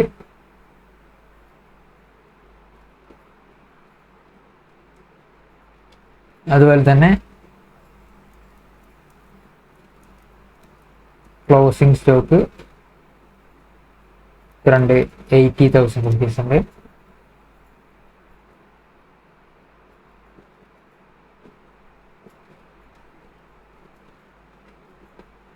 സോറി, ഈ കേസ് നമുക്കൊരു ക്ലോസിംഗ് സ്റ്റോക്ക് 1 lakh ആക്കി എടുക്കാം. അപ്പം 1 lakh ക്ലോസിംഗ് സ്റ്റോക്ക് ഉണ്ട്. 1 lakh ക്ലോസിംഗ് സ്റ്റോക്ക് ഉണ്ട്. ഇനി വേറെ എന്താ ഉള്ളത്, ട്രേഡിംഗ് അക്കൗണ്ടിലേക്ക് പോകുന്ന വേറെ ഐറ്റംസ് ഒന്നുമില്ല. അപ്പോൾ ഇത്രയാണ് ജസ്റ്റ് ഉള്ളത്. അതായത് നമുക്ക് ഓപ്പണിംഗ് സ്റ്റോക്ക് ഉണ്ട്, ഓപ്പണിംഗ് സ്റ്റോക്ക് അതുപോലെ തന്നെ പർച്ചേസ് അതുപോലെ തന്നെ വേജസ് ഉണ്ട്.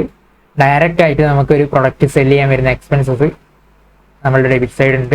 അതുപോലെ തന്നെ നമുക്ക് ഡയറക്റ്റ് ആയിട്ട് ആ പ്രൊഡക്റ്റ് സെല് ചെയ്തതിന് കിട്ടിയ ഇൻകംസ് ഇതൊരു 50,000 സെയിൽ ഉണ്ട്. അതുപോലെ തന്നെ ക്ലോസിംഗ് സ്റ്റോക്ക് ഇതെന്താ ക്ലോസിംഗ് സ്റ്റോക്ക് ഇൻകായിട്ട് വരുന്നതെന്നൊക്കെ നമുക്ക് പറയാം. ആദ്യം നമുക്കൊന്ന് ജസ്റ്റ് ഇതൊക്കെ ഒന്ന് നോക്കാം, എന്നിട്ട് ഞാൻ പറഞ്ഞുതരാം ഇതെന്താണ് ഇങ്ങനെ വരുന്നത്, ഈ ഫോർമാറ്റ് എന്താണെന്നൊക്കെ. നമ്മൾ അടുത്ത ക്വസ്റ്റ്യനിൽ അതുമായിട്ട് ബന്ധപ്പെട്ട് നമ്മൾ കാര്യങ്ങളൊക്കെ പറയുന്നുണ്ട്. അപ്പം നമുക്ക് പറയാം, ഡിസ്കസ് ചെയ്യാം. ഇപ്പം നിങ്ങൾ തൽക്കാലം ഇങ്ങനെ ഇൻകായിട്ട് കൺസിഡർ ചെയ്യാം. But this is not an income. ഇതെങ്ങനെ വരുന്നു എന്ന് ഞാൻ ജസ്റ്റ് പറയാം. ഓക്കെ, അപ്പോൾ ഇത്രയും ഐറ്റംസ് ആണ് ഇവിടെ ഉള്ളത്. ഇവിടെ എത്രയാണ് 1,50,000 rupees. ഇവിടെയും 1,50,000 rupees. അതുപോലെ തന്നെ GP carry down എത്രയാണുള്ളത് 20,000 plus 10,000 plus 1 lakh, that is 1,30,000. 20,000 rupees gross profit കിട്ടി. ഇനിയാണ് നെക്സ്റ്റ് സ്റ്റെപ്പ്. അതായത് ഇപ്പൊ ട്രേഡിംഗ് അക്കൗണ്ട് നമ്മൾ പ്രിപ്പയർ ചെയ്തു. ഇനി നമുക്ക് നെക്സ്റ്റ് ആയിട്ട് പ്രിപ്പയർ ചെയ്യേണ്ട അക്കൗണ്ട് ഏതാണ്, പ്രോഫിറ്റ് ആൻഡ് ലോസ് അക്കൗണ്ട്.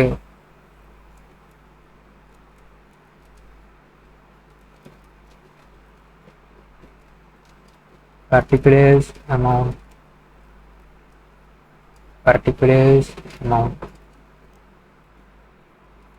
ഇതാണ് പ്രോഫിറ്റ് ആൻഡ് ലോസ് അക്കൗണ്ട്.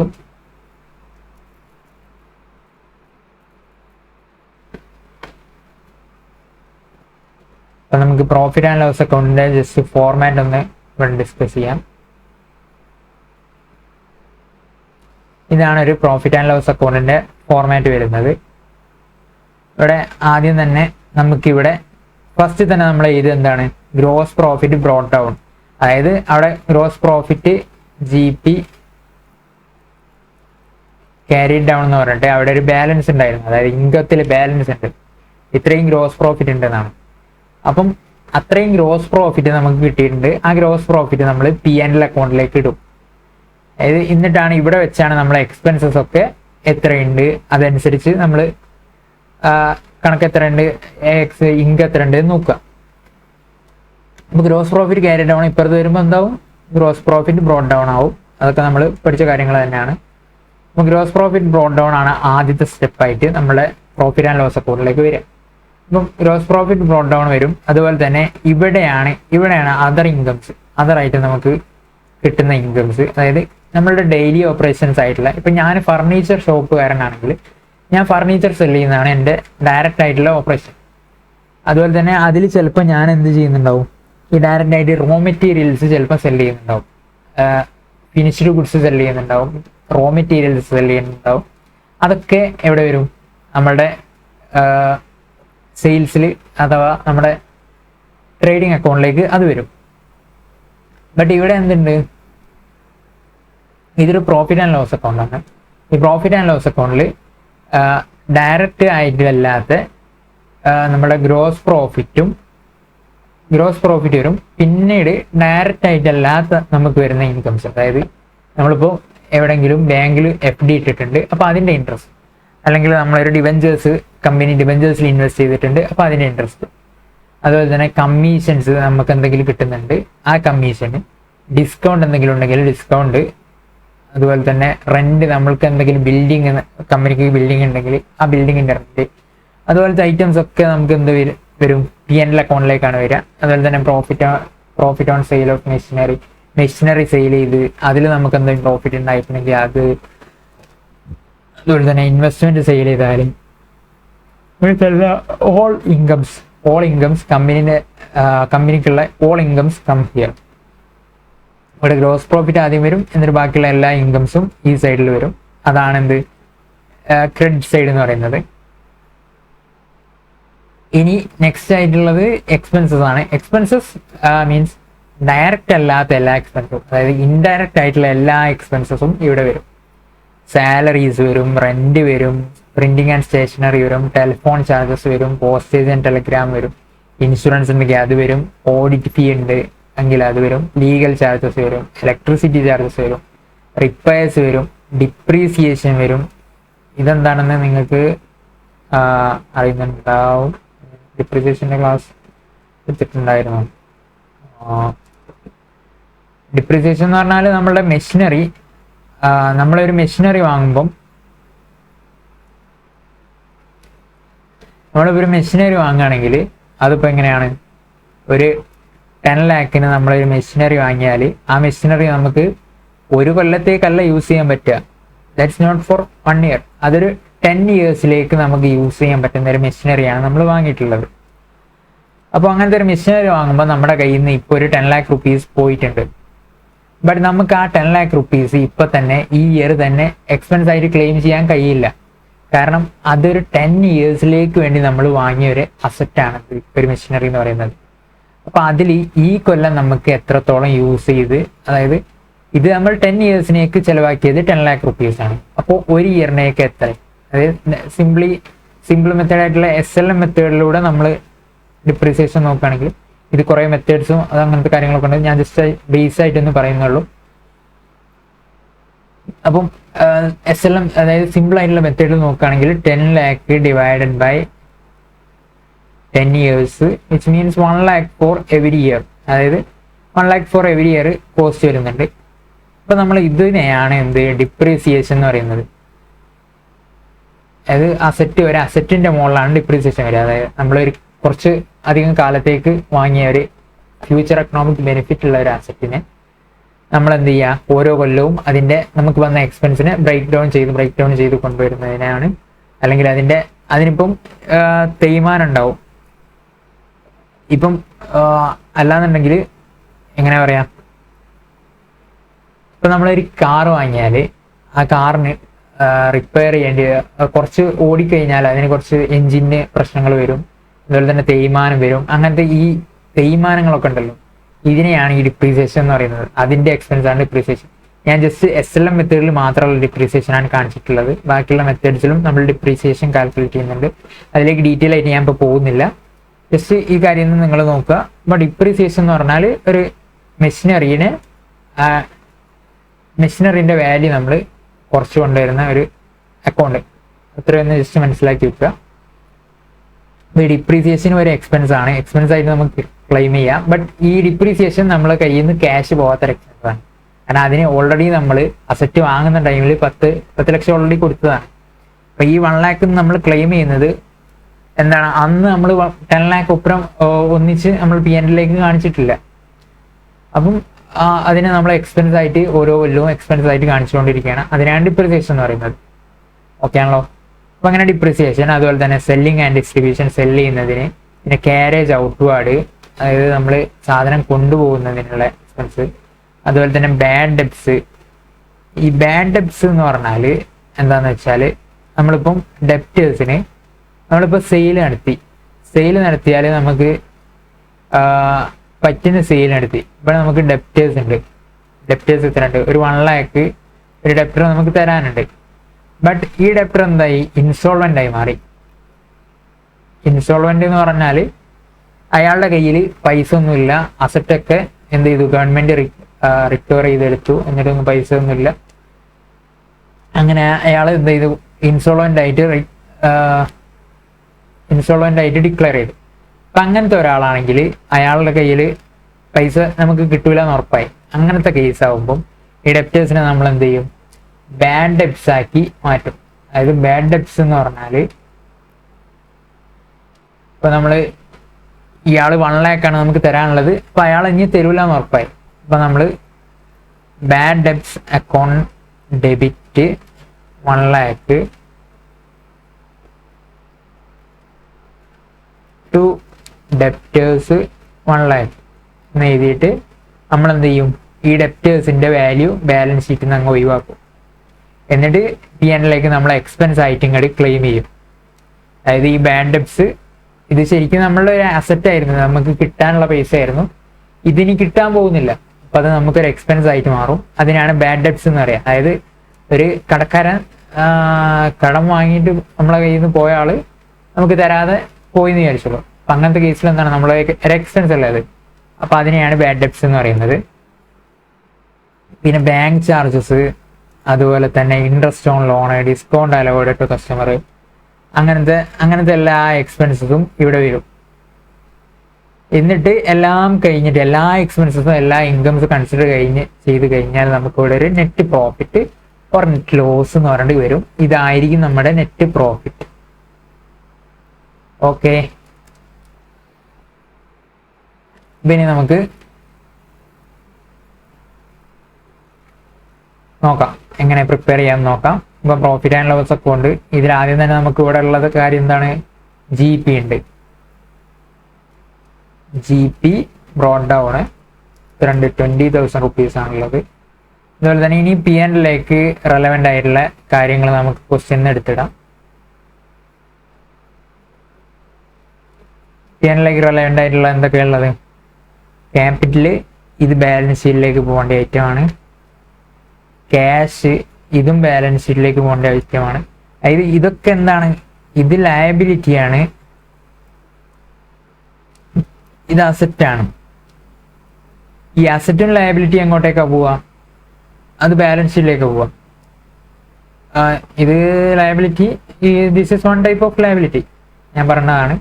ക്യാപിറ്റലായിട്ട് നമുക്ക് പറയാം, അല്ലെങ്കിൽ 1 type ഓഫ് ലയബിലിറ്റി എന്നും വേണമെങ്കിൽ പറയാം.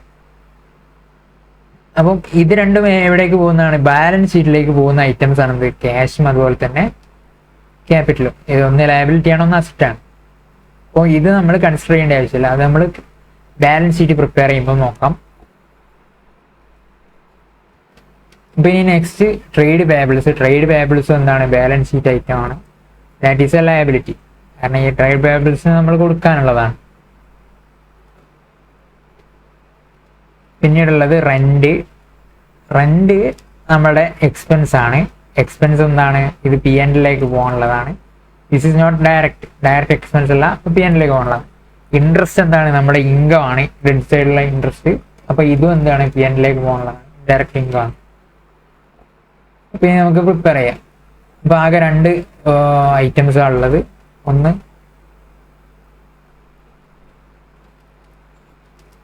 Rent paid 20,000 rupees.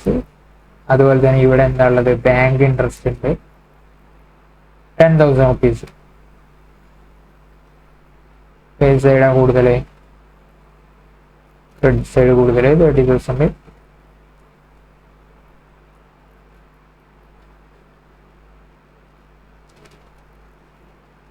Net profit 10,000 rupees net profit എന്ന് വരും. അപ്പൊ ഇങ്ങനെയാണ് നമ്മൾ അക്കൗണ്ട്സിൽ എന്ത് ചെയ്യുക, പ്രോഫിറ്റ് ആൻഡ് ലോസ് അക്കൗണ്ടും അതുപോലെ തന്നെ ബാലൻസ് ഷീറ്റും പ്രിപ്പയർ ചെയ്യുന്നത്. ട്രേഡിംഗ് അക്കൗണ്ടും പ്രോഫിറ്റ് ആൻഡ് ലോസ് അക്കൗണ്ടും പ്രിപ്പയർ ചെയ്യുന്നത്. ഇതിൽ നിന്നും ഈ P&L അക്കൗണ്ടിന്റെ ലാസ്റ്റിലാണ് നമുക്ക് നെറ്റായിട്ട് നമുക്ക് വരുന്ന പ്രോഫിറ്റ് എത്ര ഉണ്ടെന്ന് അറിയാൻ കഴിയുക. അപ്പൊ നമ്മൾ എന്ത് ചെയ്യണം, ട്രേഡിംഗ് അക്കൗണ്ടും P&L അക്കൗണ്ട് എങ്ങനെയാണ് ഉണ്ടാക്കുന്നതെന്ന് നിങ്ങൾക്ക് മനസ്സിലായിട്ടുണ്ടാവും. അതായത് ട്രേഡിംഗ് അക്കൗണ്ടിൽ ഡയറക്റ്റ് ആയിട്ട് വരുന്ന ഐറ്റംസ് ചെയ്ത്, ഇത് എക്സ്പെൻസും ഇൻകംസും ആണ് എന്ത് വരിക, ട്രേഡിംഗ് അക്കൗണ്ടിലേക്കും P&L അക്കൗണ്ടിലേക്കും വരിക. അപ്പോൾ അതിൽ തന്നെ ഡയറക്റ്റ് ആയിട്ടുള്ള ഐറ്റംസ് ട്രേഡിംഗ് അക്കൗണ്ടിലേക്ക് പോകും, അതുപോലെ തന്നെ ഇൻഡയറക്റ്റ് ആയിട്ടുള്ള ഐറ്റംസ് P&L അക്കൗണ്ടിലേക്കും പോകും. ഓക്കെ ആണല്ലോ. ഇനി നമുക്ക് ബാലൻസ് ഷീറ്റ് എങ്ങനെ പ്രിപ്പയർ ചെയ്യാൻ നോക്കാം. അപ്പോൾ ഈ ബാലൻസ് ഷീറ്റ് എന്ന് പറയുമ്പോൾ എന്താണ് ഐറ്റം?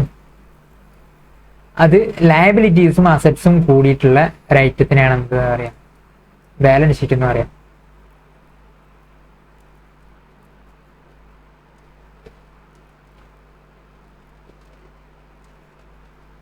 ബാലൻസ് ഷീറ്റിൽ ഇടത്തെ സൈഡിൽ ലയബിലിറ്റി ആൻഡ് എമൗണ്ട്, വലത്തെ സൈഡിൽ അസറ്റ്സ് ആൻഡ് എമൗണ്ട്, ഇങ്ങനെയാണ് വരിക.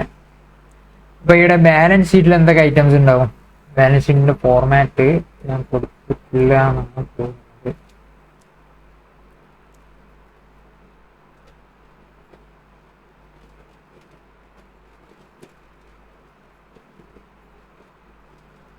ഇതാണ് ഒരു ബാലൻസ് ഷീറ്റിന്റെ ഫോർമാറ്റ് വരുന്നത്. അതായത് ലയബിലിറ്റീസ് ഉണ്ടാവും, അതുപോലെ തന്നെ ഇപ്പുറത്ത് അസറ്റ്സും ഉണ്ടാവും. ഇവിടെ ലയബിലിറ്റീസ് ആയിട്ടുള്ള നമുക്കറിയുന്ന ലയബിലിറ്റീസ് ഇപ്പം ക്യാപിറ്റൽ ഉണ്ട്, അതിൻ്റെ കൂടെ നെറ്റ് പ്രോഫിറ്റ്. ഈ പ്രോഫിറ്റ് ക്യാപിറ്റൽ എന്ന് പറയുമ്പോൾ നമ്മളുടെ ഓണേഴ്സിന്റെ fund, that is our liability. അപ്പം അതിനെ കൂടെ നെറ്റ് പ്രോഫിറ്റ് ഉണ്ടെങ്കിൽ ഈ പ്രോഫിറ്റ് ആരുതാണ്? ഈ ഓണറിന്റെ ഫണ്ട് ഉപയോഗിച്ച് നമ്മൾ ഉണ്ടാക്കിയ പ്രോഫിറ്റ് അത് ഓണർക്ക് തന്നെ കൊടുക്കാനുള്ളതാണ്. അപ്പോൾ ഈ നെറ്റ് പ്രോഫിറ്റ് ഉണ്ടെങ്കിൽ ഇവിടെ ആഡ് ചെയ്യും. അതുപോലെ തന്നെ ഇനി ലോസ് ആണോ എന്ന് വെച്ചാൽ നമ്മളെ ഓണറുടെ ഫണ്ട് ഉപയോഗിച്ചാണ് നമ്മൾ എന്ത് ചെയ്തത്, ബിസിനസ് ചെയ്തത്. ഇപ്പോൾ ലോസ് വന്നാൽ അയാൾ തന്നെ സഹിക്കണം. അപ്പോൾ നമ്മൾ ലോസ് വന്നാൽ ക്യാപിറ്റലിൽ നിന്ന് മൈനസ് ചെയ്യും, അതായത് പ്രോഫിറ്റ് ആണെങ്കിൽ നമ്മൾ ആഡ് ചെയ്യും. അപ്പോൾ നമുക്ക് ടോട്ടലായിട്ടുള്ള ക്യാപിറ്റൽ കിട്ടും. ഇനിയിപ്പം ഇവിടെ എന്തെങ്കിലും ലയബിലിറ്റീസ് ഉണ്ടെങ്കിൽ, ട്രേഡ് പേബിൾ ഉണ്ടെങ്കിൽ അതൊക്കെ ഇവിടെ വരും. പിന്നെ ഇവിടെ അസറ്റ് സൈഡിൽ ഫർണിച്ചേഴ്സ്, പിന്നെ എന്തെങ്കിലും അസറ്റ്സ് ഉണ്ടെങ്കിൽ അതിൽ ഫർണിച്ചർ ആണെങ്കിൽ അതിൻ്റെ ഡിപ്രീസിയേഷൻ കുറച്ചിട്ടുള്ള എമൗണ്ട് ആണ് എന്ത് ബാലൻസ് ഷീറ്റിൽ വരിക. കാരണം അതിൻ്റെ വാല്യൂ അത്രയും കുറഞ്ഞിട്ടുള്ളതാണ്, ബാക്കിയുള്ള വാല്യൂ ആണ് വരിക. പിന്നെ ക്ലോസിങ് ഇൻവെൻട്രി, അതായത് നമ്മളുടെ എന്ത് വരും, സ്റ്റോക്ക് വരും. ക്ലോസിങ് സ്റ്റോക്ക് ബാലൻസ് ഷീറ്റിൽ വരും, P&L വരും, ഞാൻ പറഞ്ഞിട്ടുണ്ട്. അത് നമ്മളുടെ എവിടെ ട്രേഡിംഗ് അക്കൗണ്ട്, നമ്മളുടെ ട്രയൽ ബാലൻസിന്റെ പുറത്ത് വരുന്ന ഐറ്റമാണ്. അതിന് നമ്മൾ ഡബിൾ എൻട്രി ഇല്ല എന്നാണ് പല ആൾക്കാരും വിചാരിക്കുന്നത്. ബട്ട് അതിന്റെ ഡബിൾ എൻട്രി ആണ് എന്ത്, ഒന്ന് ബാലൻസ് ഷീറ്റ് വരുന്നുണ്ട്, അതുപോലെ തന്നെ ഒന്ന് എവിടെ വരുന്നുണ്ട്, P&L വരുന്നുണ്ട്. അപ്പൊ അങ്ങനെ രണ്ട് സൈഡിലും വരുന്നതിനെ കൊണ്ട് ഡബിൾ എൻട്രി റെഡി ആവുന്നുണ്ട്. സോ അപ്പം ക്ലോസിങ് സ്റ്റോക്കും ഇവിടെ ഉണ്ട്. അതുപോലെ തന്നെ ട്രേഡ് റിസീവബിൾസ്, അതായത് നമ്മുടെ ഡെപ്റ്റേഴ്സ് നമുക്ക് അസറ്റ് ആണ്. നമ്മൾ പറഞ്ഞിട്ടുള്ള അസറ്റ്സ് ഒക്കെ ഇല്ലേ, എൻട്രീസ് ഒക്കെ ഇട്ടെ, ആ അസറ്റ്സ് ഒക്കെ ഇവിടെ വരും. അതിനാണ് ബാലൻസ് ഷീറ്റ് എന്ന് പറയുന്നത്.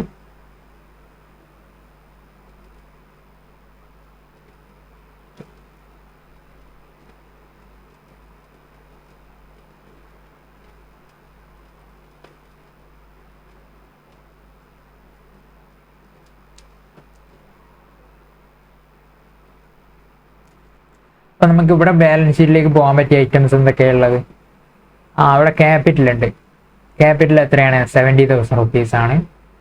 അപ്പൊ നമുക്ക് എന്ത് ചെയ്യാം, ക്യാപിറ്റല് ഇന്നർ കോളത്തിൽ 70,000 rupees, ജസ്റ്റ് ഒരു ഇന്നർ കോളം ഉണ്ടാക്കുക.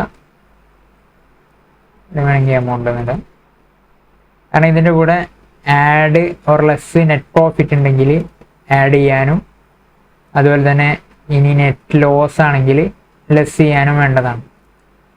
അപ്പം നമുക്കിവിടെ എന്താ ഉള്ളത്, പ്രോഫിറ്റ് ഉണ്ട്. എത്രയാണ്? 10,000 rupees പ്രോഫിറ്റ് ഉണ്ട്. അപ്പം നമ്മുടെ ക്യാപിറ്റൽ ബാലൻസ് എത്രയാണ്? 80,000 ക്യാപിറ്റലിൻ്റെ ബാലൻസ് ഉണ്ട്. പിന്നെ അപ്പം നമുക്കൊരു ക്യാപിറ്റൽ എന്നുള്ള ഒരു ഐറ്റം കിട്ടി ബാലൻസ് ഷീറ്റിലേക്ക്. അതുപോലെ തന്നെ ബാക്കിയുള്ള എന്തൊക്കെയാണ്? ക്യാഷ് ഒരു ബാലൻസ് ഷീറ്റ് ഐറ്റാണ്. അതുപോലെ തന്നെ ട്രേഡ് പേബിളും ഉണ്ട്.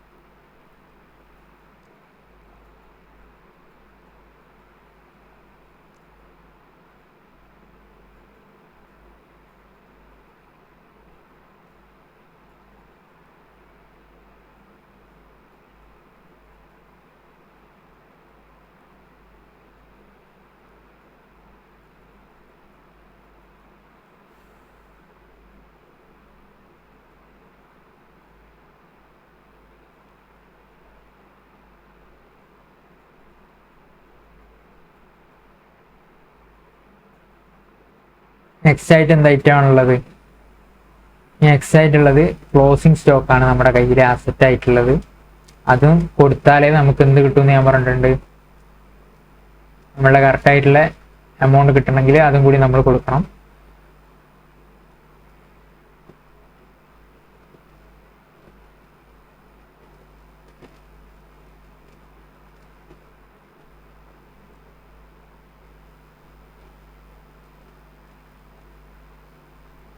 Closing stock 1 lakh rupees. ഇപ്പം നിങ്ങൾ കണ്ടിട്ടുണ്ടാവും, ഞാനിപ്പോൾ നോക്കിയപ്പം നമ്മുടെ ബാലൻസ് ഷീറ്റ് എന്താവുന്നില്ല, ടാലി ആവുന്നില്ല. ഈ ബാലൻസ് ഷീറ്റ് എന്ന് പറയുന്നത് അതിനെ മീനിങ് അതുപോലെ തന്നെ അതെപ്പോഴും ബാലൻസ്ഡ് ആയിരിക്കും. ഈ ബാലൻസ് ഷീറ്റ് ടാലി ആയാലേ നമ്മൾ ഫിനാൻഷ്യൽ സ്റ്റേറ്റ്മെന്റ്സ് കറക്റ്റ് ആണെന്ന് പറയാൻ പറ്റുള്ളൂ. അല്ലാത്ത കേസിൽ ഫിനാൻഷ്യൽ സ്റ്റേറ്റ്മെന്റ്സിൽ എവിടെയോ എന്തോ എറർ സംഭവിച്ചിട്ടുണ്ടെന്നാണ് അതിൻ്റെ അർത്ഥം. ഇപ്പം നമ്മുടെ മുകളിലത്തെ കേസിൽ നമ്മൾ എന്ത് ചെയ്ത് ട്രയൽ ബാലൻസ് പ്രിപ്പയർ ചെയ്തിരുന്നു. അപ്പോൾ ട്രയൽ ബാലൻസ് പ്രിപ്പയർ ചെയ്തതിൽ ഞാനൊരു കാര്യം കൊടുക്കാൻ വിട്ടുപോയി. എന്താണ്? ഇപ്പം ഞാനൊരു ലോണ് 20,000 സോറി